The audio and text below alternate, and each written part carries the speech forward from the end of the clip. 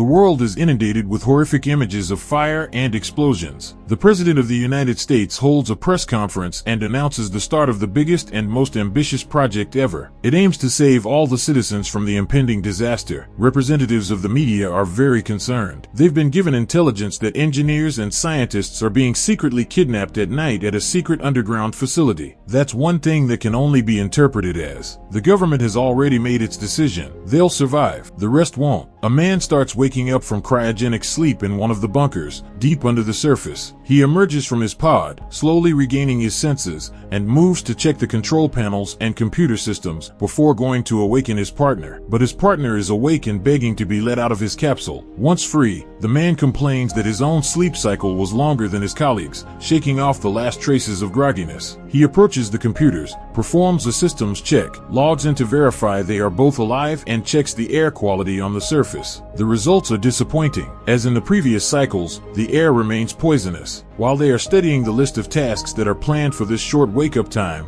one of them, an engineer, notices seismic activity near the surface. That's a very bad sign, but Bauer brushes it off. If the quake really had damaged the bunker, they would be dead already. They would have suffocated to death in toxic air that had leaked in. They split up the jobs and start working. They have just 2 hours left in the cycle and 20 minutes have passed. The man takes a short break and then approaches the board with the pictures. Suddenly, a woman's voice breaks the silence from behind him. Turning around, he sees a young woman smiling softly. She tells him that he was in her dreams last night. Their discussion is interrupted by Bauer, who asks his partner whether she has completed the system diagnostics. The man reluctantly gets out of the room and returns to work, but the woman comes back behind him, and she is clearly upset that he hasn't told Bauer anything about her, although he said he would. The engineer feels a twinge of conscience and promises to tell her all of this later. Bauer overhears the conversation and is confused, not knowing who his partner has been speaking to. The man doesn't want to explain, so he immerses himself in the life support diagnostics for the scientists in the cryopods. As Bauer returns, he can see that his partner has been talking to one of the sleepers. He vents his frustration, with barely concealed irritation. He's sick of sleeping scientists wasting his life. He doesn't think the air will ever be safe to breathe. Meanwhile, these people are stuck in time and are slowly dying while taking care of them. He can't even figure out why these scientists are on board, particularly that weird herpetologist. His partner patiently tells him that the herpetologist works with reptiles and amphibians and that these scientists are the last hope of humanity. They are the last to know the important information that is essential for mankind to rebuild. However, Bauer is not convinced and is skeptical. Walking down the corridor, the engineer tries to convince Bauer that their work is critical, but Bauer isn't budging. Once the engineer has completed his work, he sits down to watch TV, while Cartwright looks through the records and calculations to determine how long it will take for the air to clear. But Bauer doesn't want to hear. He has stuck to a program he has seen dozens of times. Immediately following the game, the news segment starts reporting on events that occurred years ago. Multiple explosions reported around the world. Their sources indicated that some sort of hybrid nuclear chemical weapon was used, which destroyed Tel Aviv earlier this year. The engineer is angry with Bauer's attitude, but doesn't want to argue. With 17 minutes left in their wake cycle, he sets about mixing some sleeping cocktails, leaving Bauer to prepare the concoction. He goes to the bathroom with an adult magazine. After the systems check, the engineer goes back to the supply room and the capsules are powered back on. That's when the hallucinations start again. He watches the young woman complete the cocktails. The man goes back to the main room and suddenly sees one of the capsules begin to spark and then catch fire. He panics and shouts to Bauer to get out right away with 7 minutes to go in the shift. Bauer then springs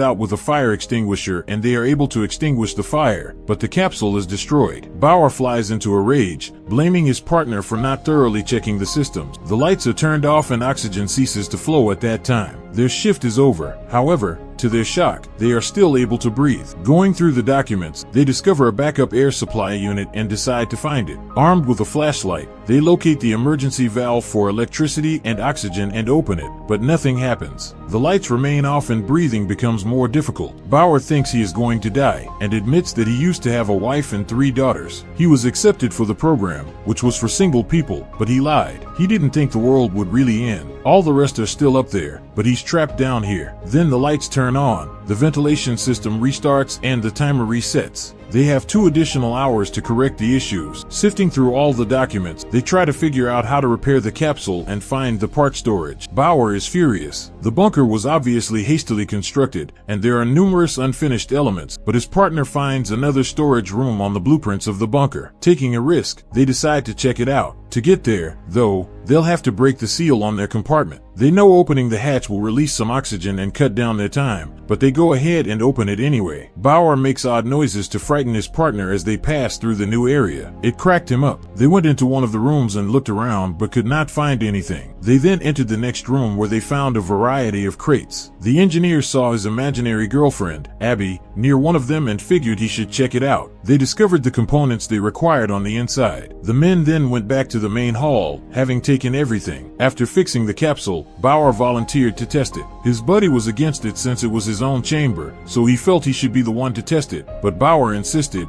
and the guy gave in. Bauer got into the capsule and noticed an oxygen leak. He told Cartwright to go and look at the compressor, and Cartwright went to look at the compressor. Suddenly, the capsule malfunctioned completely, and Bauer was gasping for air, on the verge of suffocation until Cartwright rushed back and saved him, damaging the equipment even more in the process. Snapping back to reality, Bauer was furious that Cartwright took so long to come. He nearly choked to death. Cartwright said he was close by all the time but was unable to find anything to cut the film of the capsule. He also brought up the fact that it was Bauer's idea to test someone else's chamber in the first place. The second capsule was now damaged, and Bauer proposed that they sacrifice one of the sleeping scientists and let Cartwright take that one, but his partner was adamant against sacrificing an innocent life. They were engaged to guard the scientists. Bauer persuaded him that this was the only way they could get out, and eventually Cartwright gave in. They were going to give one of the sleepers a fatal dose of morphine, but at the last minute, Abby interceded with a plan. Cartwright realized he was close to crossing a line and suggested an alternative plan to Bauer, but Bauer quickly shot down the notion, and a battle ensued between them. The engineer then exchanged punches and finally agreed to try another approach. Cartwright recommended that they go to other sections to seek assistance. Since other labs were still logging an activity, that meant people were alive there. Bauer hesitated. If they depressurized another section, they'd have even less time. But Cartwright was willing to take the risk. The man put on his protective gear and went to the other section to enter the shelter next door, and almost immediately came across the body of a soldier who was dead. As he started to go further in, he saw a small amount of blue dust in the air. The highly poisonous pollutant was tainting the air. He searched and finally found the sleeping quarters, but it was silent everywhere. There was no power, no life. He felt like he had lost, and was on the verge of surrendering when he saw Abby again, encouraging him to continue the fight. Just then, Bauer's voice came over the radio. He'd found a way around to the other section. Cartwright followed Bauer's directions and scuttled through the narrow ventilation shafts, and was appalled to find the bodies of others who had not survived. When Cartwright arrived at the section by this route, it was completely devastated and the people were long gone. He climbed out through a hole to the outside world and found a ruined city that extended into a barren, lifeless wasteland. He went back to the wrecked area, and he realized that everyone here was dead for a long time. As he was attempting to strengthen his radio signal, Bauer noticed a knife on a nearby table, which was the same knife Cartwright had been looking for. There was something about it that didn't feel right, so Bauer resolved to sift through the recordings. When Cartwright scanned the area, it was with horror that he realized that the entire system was a sham. Probably they were the only survivors. The other section's activity logs were a cruel trick to make sure the technicians didn't feel lonely. In the meantime, Bauer studied the security footage and, with a sour look on his face, realized that Cartwright had been there when he was suffocating and had rushed to his aid at the last moment. He knew that he couldn't simply turn his back on all this. When they returned to the bunker, Cartwright faced Bauer, who now held the knife tightly. Bauer declared he'd watched the footage and knew the truth. Cartwright had tried to kill him. Cartwright pleaded, insisting Bauer had it all wrong, and begged for a chance to explain. But Bauer was firm and insisted that Cartwright was dangerous and that he must not be allowed into the main section from the intermediate one. Cartwright knew that his suit was on the verge of running out of oxygen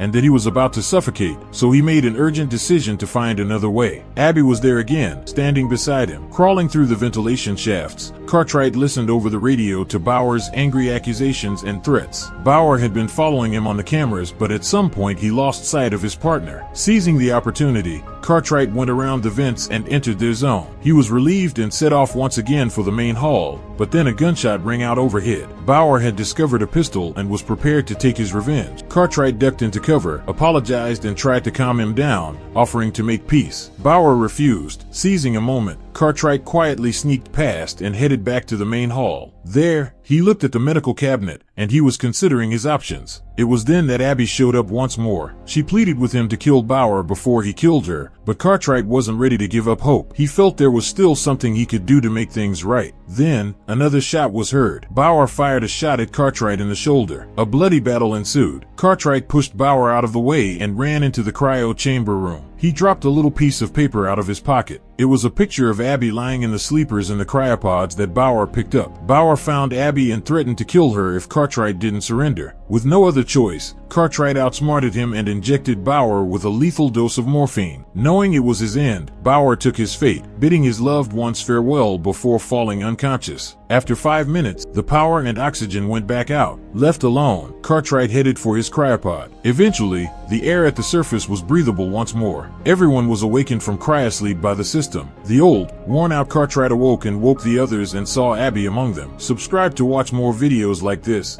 Leave a comment about your favorite movie and we will make it next. Thanks for watching.